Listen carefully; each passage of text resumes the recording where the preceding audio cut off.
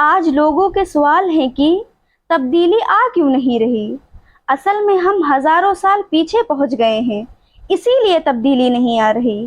جب یورپ میں سردرد کو بدروحوں کا چمٹنا کہا جاتا تھا اور ان بدروحوں کو نکالنے کے لیے چرچ لے جا کر سر میں کیلیں ٹھوکی جاتی تھی، اس وقت مسلمان عراق میں بیٹھ کر جدید کیمسٹری اور ادویات کی ترقی کی بنیاد رکھ رہے تھے، جہاں ابن سینا القانون فی الطب کو تحریر کر رہا تھا، جسے آگے جا کر 1000 سال بعد 21ویں صدی میں پڑھا جانا تھا۔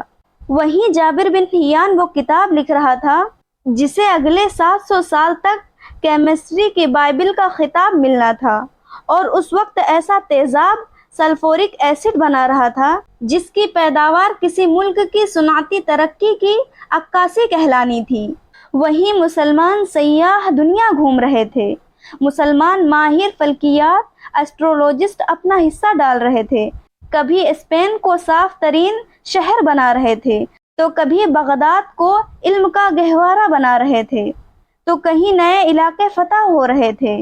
اس ترقی کی وجہ ان کا اپنا نصاب یعنی قرآن و حدیث کی پیروی کرنا تھا، اور دینی علوم کے ساتھ تمام دنیاوی علوم کو ساتھ لے کر چلنا تھا، اور تمام تر ہنرمندوں کو اپنی تہذیب کو پروان چڑھانے کے لیے استعمال کرنا تھا۔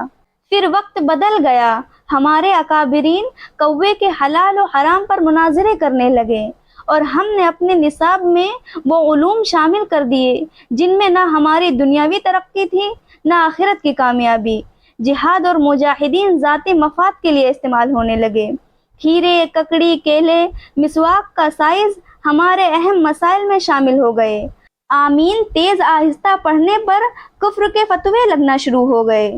فرض کے بعد دعا جائز ہے ناجائز ہے پر جھگڑے ہونے لگے، اور پھر ہلاکو خان چنگیزی فوج نے مسلمانوں کے سروں سے فٹ بال کھیلا اور کھوپڑیوں کے مینار کھڑے کر دیے۔